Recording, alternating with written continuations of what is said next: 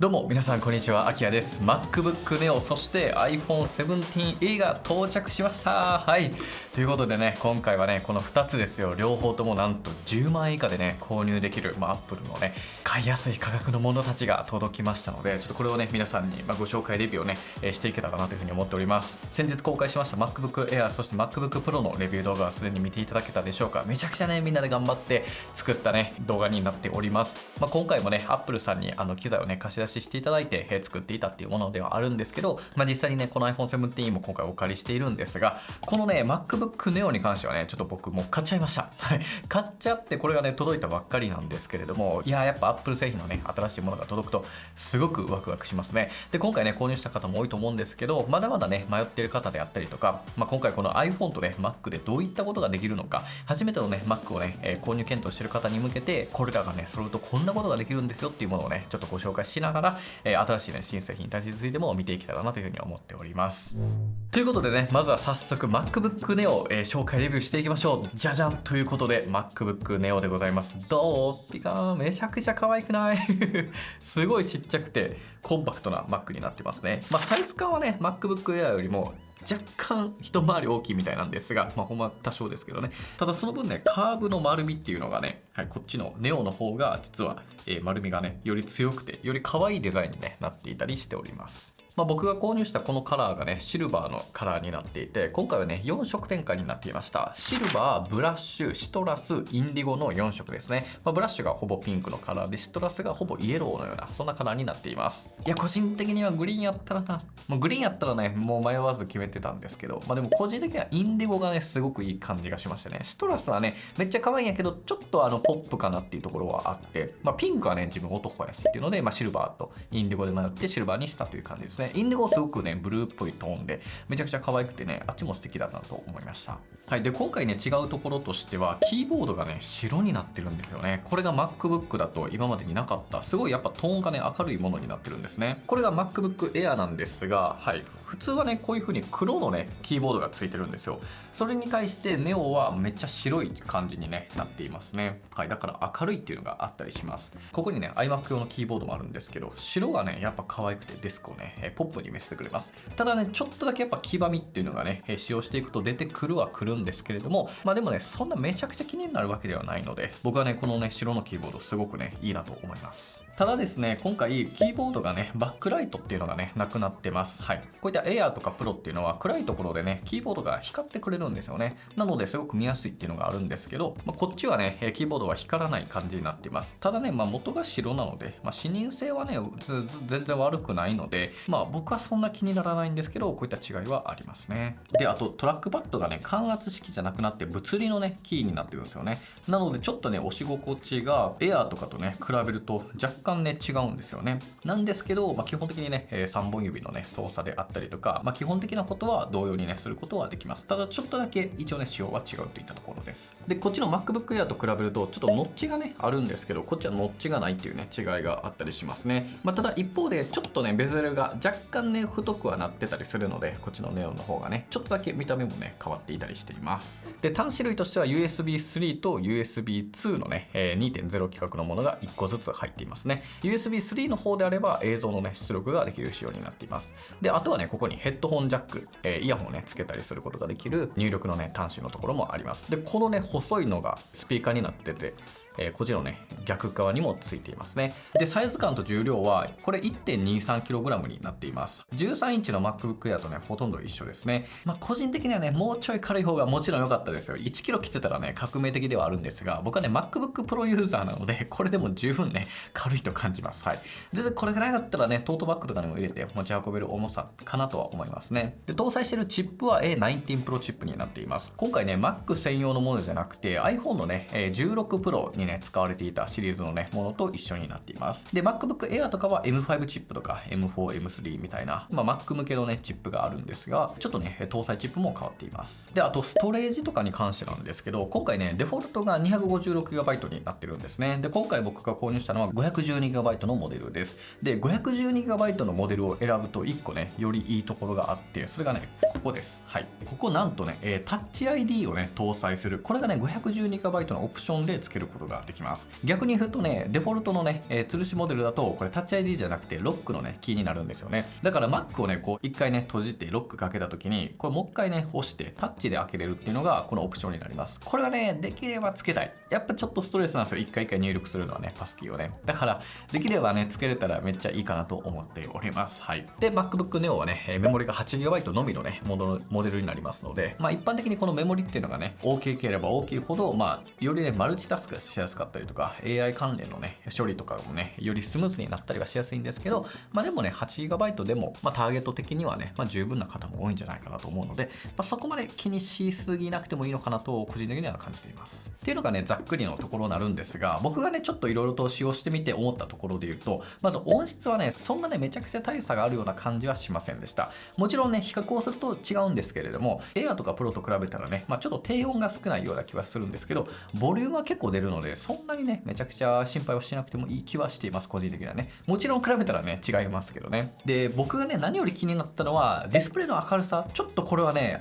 思ったより暗いなっていう風には感じました。実際に比較するとこんな感じで、室内とかはねほぼ変わらないんですよ。で実際にスペック上も500ニットとね同じなんですけど、窓際だとね視認性がちょっと違うんですよね。明らかにねネオの方がやっぱ暗くて、僕はねちょっとデスクがたまたまね窓際にあるのですごく気になっちゃって、エアと比較したら全然違うなって感じなんですけど、ちょっと光量がね違うような気がします。でちょっとね動作感ねどんな感じになってくるかなっていうのを見ていきたいんですけど、僕ねダヴィンチリゾルブ開いていろいろと見てたんですけど、思ったよりできるんですよね。今ねこの素材ねなんとローの動画です。はい、ローの映像、いわゆるねめちゃくちゃ情報量を持った映像なんですけど、正真正銘ローのねクリップなんですけど、割とねちょっと動いちゃうんですよね。でこれの明るさをね調節したりとかね、はい、ちょっとねカラーをいじってあげたりとかねしてもね全然十分、はい、動くんですよ。すごくないですか？一方でこういったねエフェクトをねかけたりするとね、ビフォーアフターこんな感じで変わる、ちょっとフィルムっぽく見えるエフェクトなんですけど、こういうのをかけるとさすがにねちょっと重たくはなってくるんですが、はい、でもねタイムライン自体が 4K だとしてもそんなに重たいエフェクトをかけなければロー映像ですら再生をねさせることができてしまいます。24フレームで完全に映っていますね今で。他にも僕たちはビジュアルパークオンラインショップというところを運営していて、ここでねダヴィンチリゾルブのプラグインとかをねこう皆さんにね提供してるんですが、そういったものを入れてみたんですけど全然使えます。はい、こういったちょっとテキストのねプラグイン、これねメガフォントパックっていうものをねダウンロードしていただくと使えるようになるんですが、こういったグラデーションのやつとかねこういう風に動くんですけど、全然余裕で YouTube 動画も編集できそうですよね。3つぐらいいけるかな、これこんな感じでやっても、はい、フルで動いてますね。全然問題ないね。でなんならねエフェクトとかもあって、例えばこういったフラッシュインとか入れてあげようか。これをするとはい、こんな感じでテロップにね特殊なね効果をつけることができるんですけど、はい、キランって光る、ここのアキアムビが光るやつですね。ちょっとこれ全部入れようか。これで見ると、はい、若干重たいけど3つこのテキストデザインしたものがバンバン動いちゃってますよね。って考えたら動画編集それなりにね全然できないわけではない気はしますよね。これ 4K 動画ですからね、フル HD 動画だったら全然余裕でサクサクなんじゃないかなと思います。でこれらをね全部まとめて書き出しもしてみたんですけど、さっき4分ぐらいで終わってます。はい、4K 映像の書き出し、このね、1分ぐらいの動画の書き出しが4分ぐらいで終わってますので、10分ぐらいの動画もね 4K 動画じゃなければ全然ね、1時間ぐらいでできるかなと思うんですけど、全然動画編集も不可能じゃないなっていう感じはしています。という感じでちょっといろいろと見ましたけど、ネオのね何よりの魅力が価格ですよね。チャリンめちゃくちゃ安いんですよ。99,800円で、512GB でも114,800円。一方で Air はこれぐらいしますので、13インチでもこれぐらいがねスタートになりますので、やっぱり差はね出てきますよね。であとは Neo はね額割りでねもっと安くなって、額割りは 256GB で84,800円、512GB で99,800円とねかなり手に届きやすくないですか。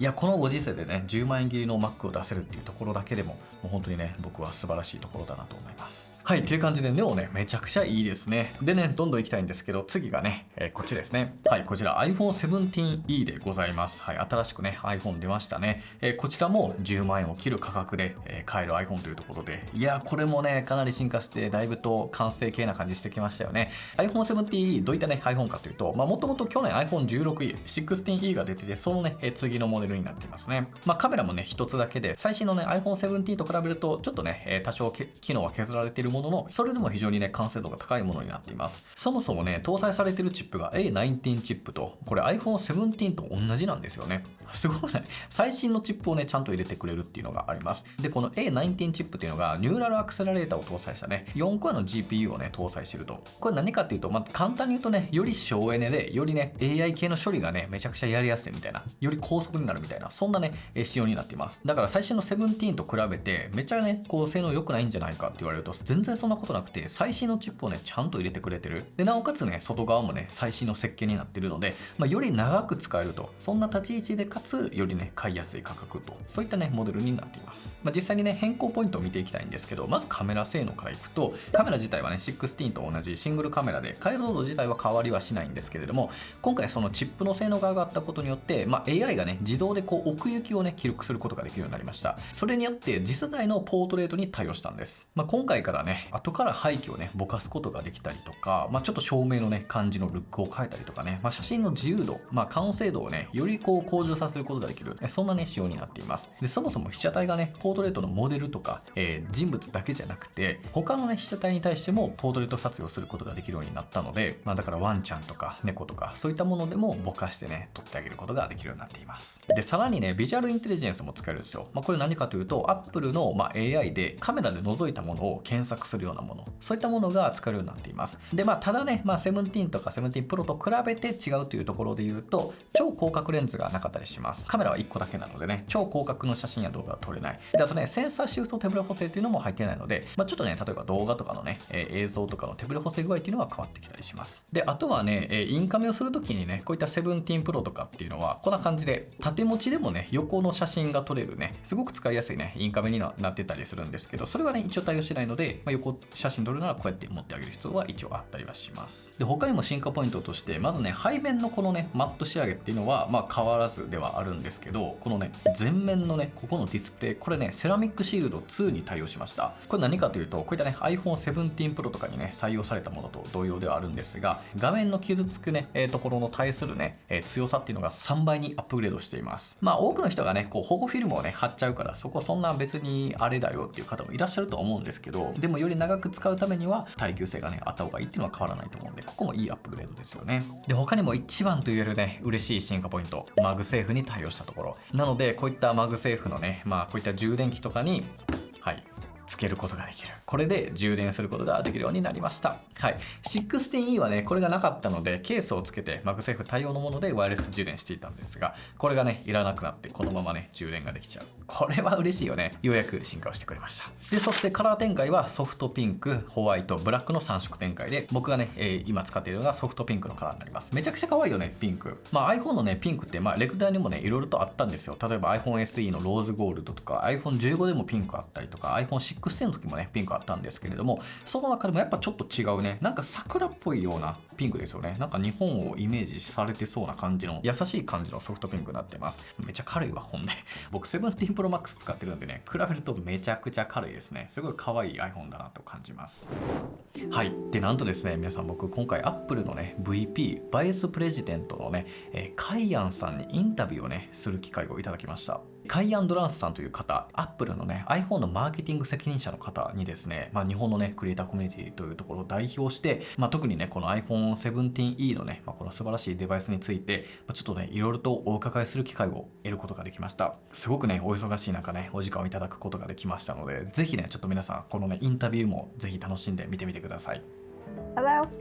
Hello, this is Akira. 今日はとても光栄な機会をいただき、カイアンさんにインタビューさせていただく機会をいただきました。Thank you for your time. I'm excited to be here. Thank you so much. 今回 iPhone 17E をたくさん試させていただいて、すごく見た目も可愛く、そしてたくさんの機能がアップグレードされたんですが、いくつか質問をさせていただきたいことがあります。まず今回、自社製モデムが C1X に進化しました。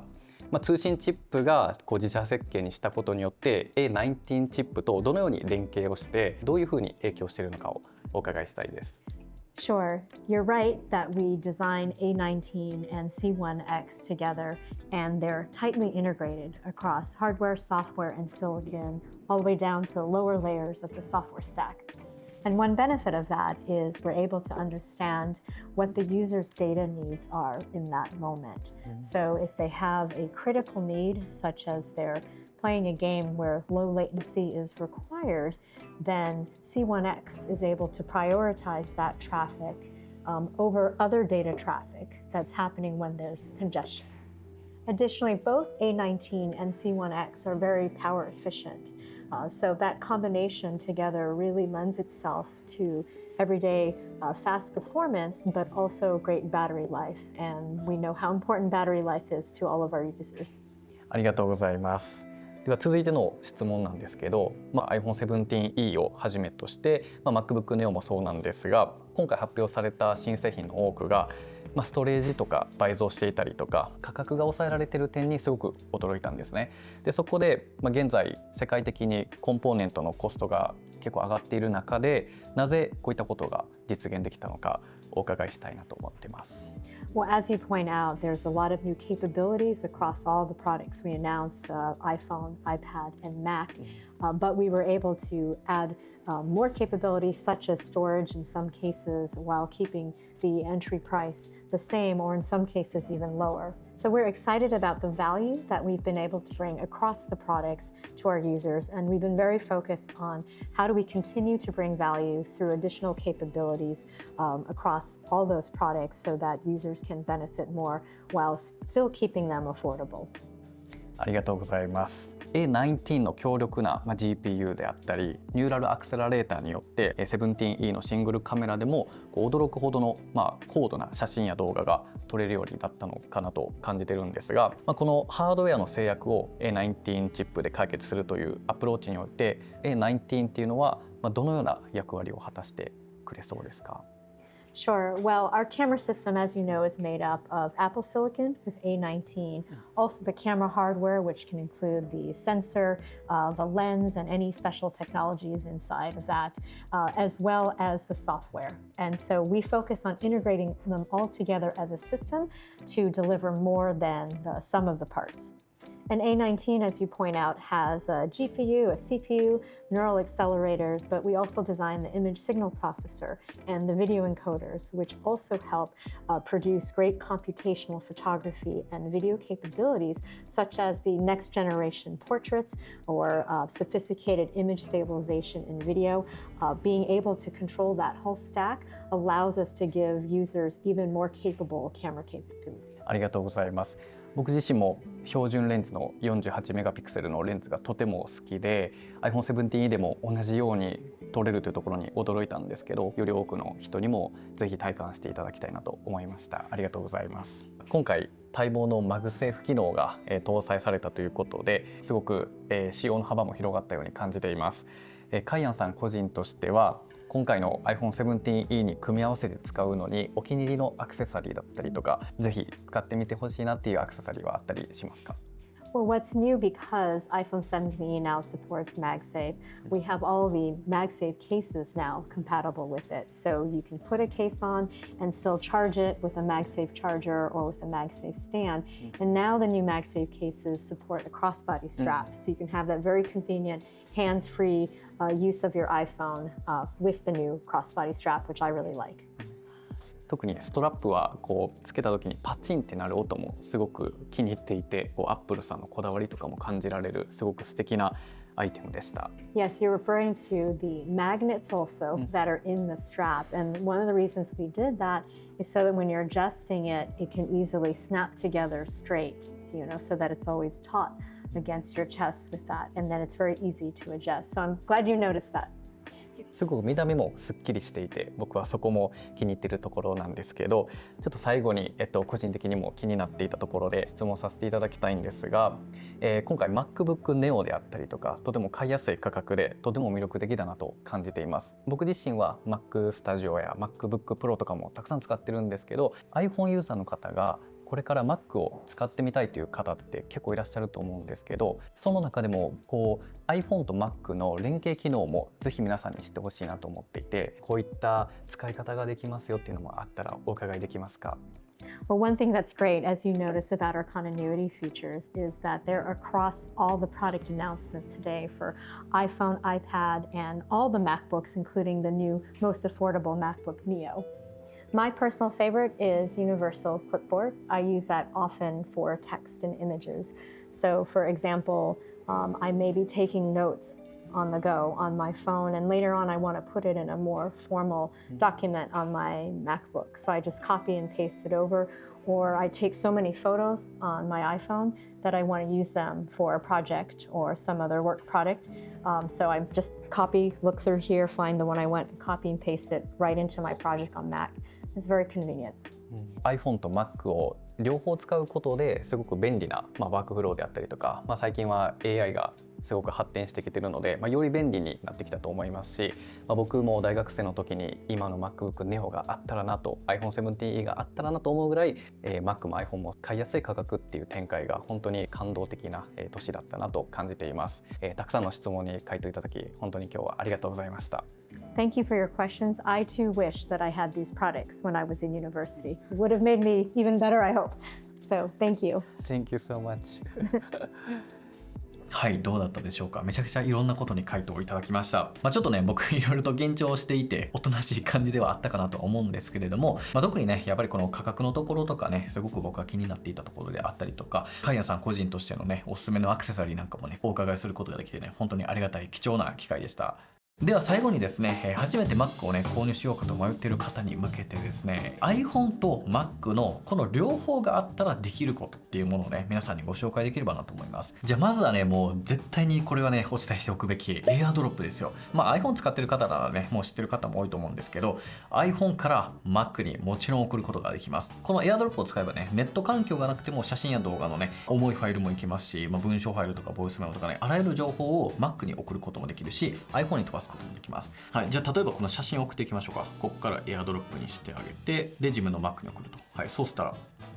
こんな感じで、はい、一瞬で入りました。もう入ってますね。で他にもね、僕は意外とこのブラウザをね飛ばすこともあります。ブラウザっていうかウェブ上のページですね。SNS でね載ってるものをアクセスした時とか、友達にね教えてもらったリンクがあった時に、これをねこのまま共有をしてあげれば、これ AirDrop で飛ばせるんですよね。はい、来ました。でこのまますぐにねこっちでも開くんですよ。はい、来ました。これね勝手に開いてくれるんですよね。これめちゃくちゃ良くないですか。なのでね、僕意外とこういったブラウジングの共有にも使ったりします。で他にも iPhone ミラーリングという機能があります。これ何かっていうと、 Mac からこの iPhone をね、遠隔で操作できるんですよ。どういうことかというと、このね iPhone 一回ロックかけるでしょ。一回閉じました。で Mac にこの iPhone ミラーリングというアプリがあります。これを立ち上げてあげて、でパスを入力してあげれば iPhone 17に接続中となって開くんですよ。でこれでね iPhone の中身を操作ができちゃいます。でもちろんこのね、はい、ウィンドウを移動することもできたりとかで、操作ができますので、タブをねちょっと消してあげることもできたりするし、YouTube をね開いたりとか、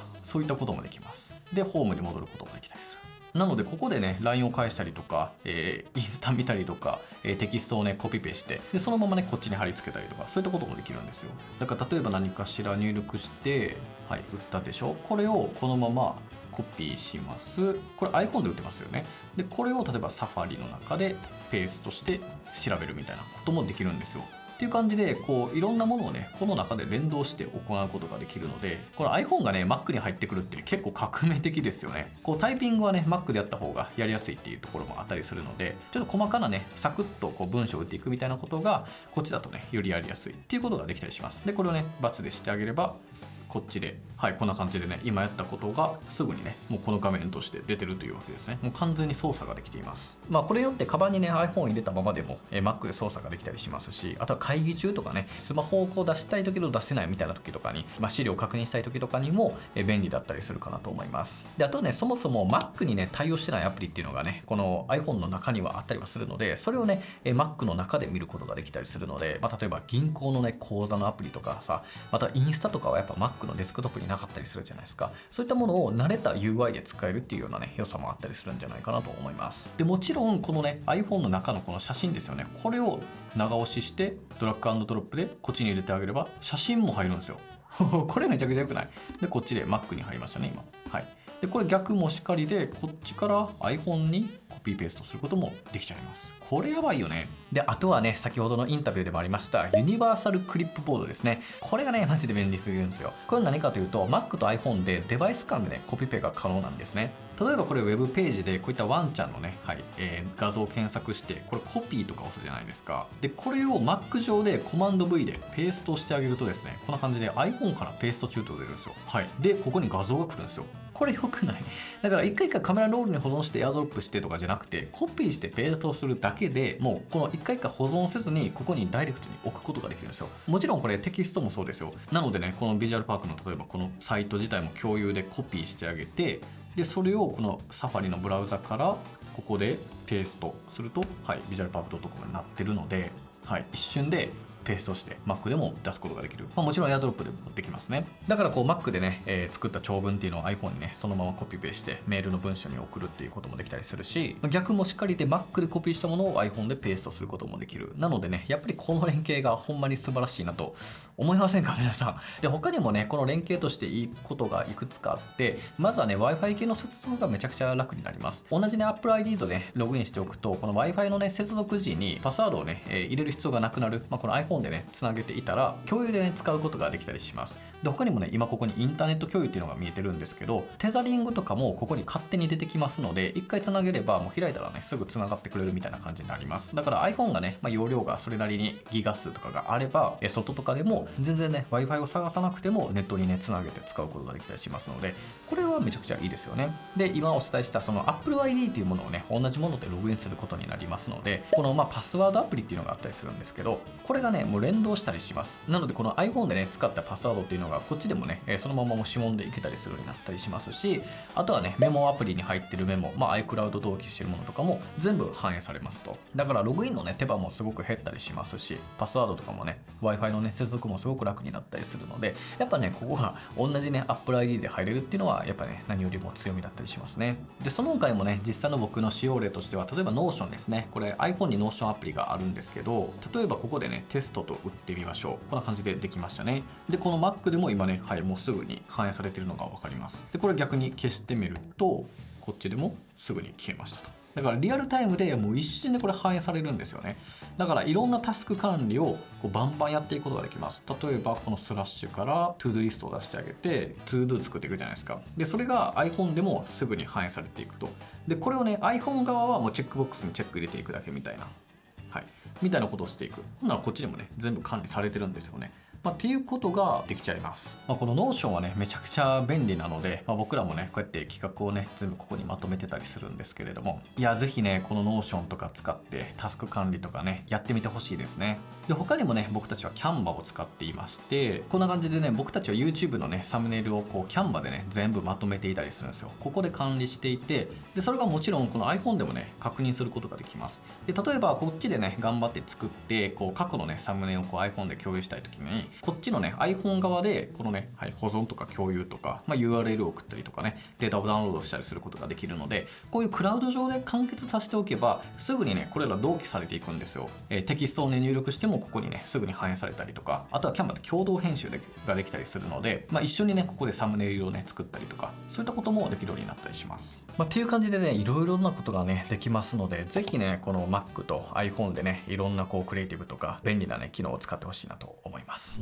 ということで今回の動画いかがだったでしょうか。いや本当にね今はもうめちゃくちゃいい時代だと思いますよ。しかもねこのちょうど新学期を迎えるというこのタイミングでこのね MacBook Neo の登場、そして iPhone 17というね選択肢が生まれたことはね非常に意味のあるね価値のあることなんじゃないかなと思います。僕的にはねこの2つのデバイスっていうのはもう単なるね買い物ではないと思っています。皆さんとかね僕自身もそうですけど、こう未来の自分へのね投資でもあるかなと思いますので、10万円以下であれ値段はねそんなに安くないもの、特に学生さんはね全然戸惑ってしまうような値段ではあると思うんですけど、こういったものがあって、ようやくね、やりたいことにチャレンジしてみたりとか、ちょっとねクリエイティブをこうやってみたり、それがね合うか合わないかっていうものを知るっていうことも一個のね学びだったりするかなと思いますので、ぜひねちょっと何かやってみたいなとか、こういったことをね将来的にやってみたいなっていう方はちょっとねこの学生の間の方とかね、今トライしてみてもらえたらいいんじゃないかなと思います。なのでね、この10万円を切るというこの価格でね、手に入るものたちを使って、その浮いたお金でね、新しいね、本を買うとかね、こう旅行に行くとか、誰かに出会うとかね、いろんなこう経験をね、してもらえたら、すごくね、より有意義になっていくんじゃないかなと思います。ということで、皆さん最後までご視聴いただきありがとうございました。ではまた次回の動画でお会いしましょう。バイバイ。